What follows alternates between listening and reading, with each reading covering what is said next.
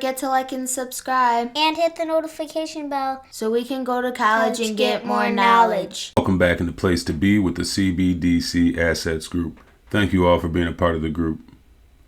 Stellar.org says Stellar has more real-world assets on-chain, more than all other chains combined, says 2-Bit Idiot at Mainnet 2023. Mainnet is a conference for crypto and like-minded tech companies, but I think it's funny because the crypto community, in particular, Crypto Eerie, is quick to note that that's probably not true. Please verify. She's always classy and always informed, and I love her response. So of course, because that's how she gets down, Crypto Eerie did a lot of research and looked at this top real-world assets network is Ethereum as of September 22, 2023. So in a roundabout, polite way, she says that Stellar is not holding the most assets. However, it is interesting of their share, and I am always promoting Stellar. I believe in their suite of products. There's just not always a lot of information on them. So in this video, I have the CEO, Danelle Dixon, talking about the advancements of Stellar and her views on the SEC and how the crypto landscape in America is changing. I hope you guys like it, and pay attention to Stellar Lumen if you're not already. See you guys on the next one. Reasons. First of all, in the U.S., we actually need to see this happen because the U.S. needs to take a leadership role. If they don't, they might not lose people by them leaving the country, but they're going to lose the opportunity to shape the global framework around what stablecoins and other assets for the digital framework, how they work. It's just such an important piece to have stablecoins, especially if you want to have that strong U.S. dollar stablecoin and you want the U.S. to have a say in how that works.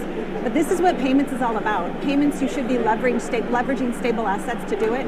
Without infrastructure from a regulatory standpoint to make that happen, kind of makes it impossible for us to be able to see a lot of growth in that space. Yeah, it's a great point. So let's talk about blockchain's transformational ability to really reshape global payments and remittances. Yeah, I mean, it's just one of those things that, the infrastructure that exists today for payments and just like in the traditional infrastructure globally is very fractured. And it's because it's usually based on the walls of a border, right? The border, it makes it hard. You don't have the same software. You don't have the same hardware. You don't have everything transferring. What blockchain can do is it can make it super easy. And it does do. It makes it super easy for this global transfer of value. And when you think about really trying to bridge this like global world and make it so that everybody has access to not only just to payments and remittances, but to the technology stack that makes it simple. So one of the things that blockchain does is creates that borderless world for technology and for the value transfer. And then all these applications that can build on it locally changes the framework for payments. It means that we're not just seeing companies build in the US. It means you can see companies build locally and they can solve their local problems rather than the US telling them what their local problems are, which is historically how it's happened. Where does Stellar fit in the ecosystem? Yeah, so Stellar, the network itself is really focused on payments and asset issuance. So it's really simple to issue an asset. We have lots of stable assets on the network. Payments we have a tremendous amount of utility from the remittance standpoint and also just the payments and the wallets that are built on the network to make that happen. We also have securitized assets and assets that sit there that Franklin Templeton issued a money market asset on and it's like over 300 million in value that sits there.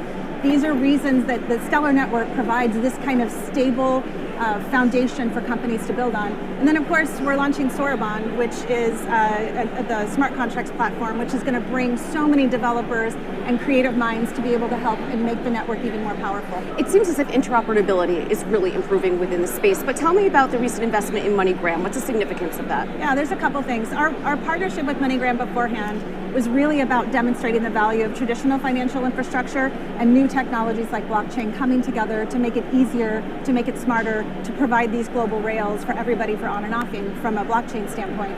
The investment in MoneyGram was because, frankly, the business is really strong. We invested from our treasury. So our treasury side is the side that actually supports the foundation. And it's a really strong business in terms of all of the different facets that they're in. And we really think that the notion of traditional infrastructure, partnering with new technologies, demonstrating the value that can come from that is just such an important thing to show.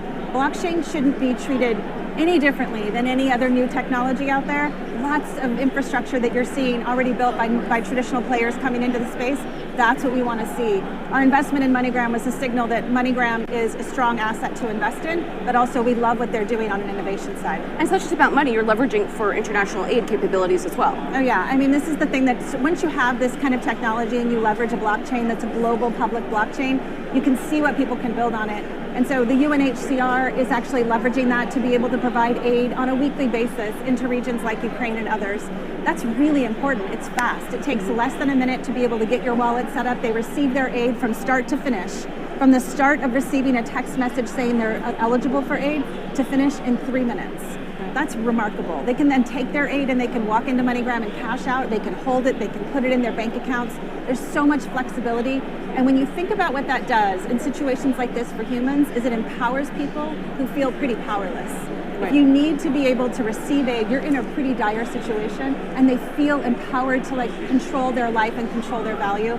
That's what blockchain technology, combined with powerful organizations like MoneyGram and the UNHCR, can do. Realistically, when do you think the U.S. will put some sort of framework around it, or when do you think this will be adopted at mass scale? So the framework needs to happen this Right. year. We need stablecoin legislation this year. The U.S. doesn't do it this year. They've completely missed the boat. So that is going to happen, I believe, in the fall. So I think that'll happen with respect to stablecoins, which once you have one piece of legislation, you'll be able to get more in there to be able to create even the market structure between what's a commodity, what's a security, who has control over that. I think those things come afterwards. You just need that low-hanging fruit of stablecoin legislation to get there. And it's just, once you have that, you have it in other regions already. Right. In the EU, you already see them taking advantage of this and trying to be the leader there. So once you see that, then blockchain is going to be leveraged as it should be, which is a technology, and it should be leveraged across all of the financial infrastructure. I think it will be. And I think payments are the first place for it to really go mainstream. All right.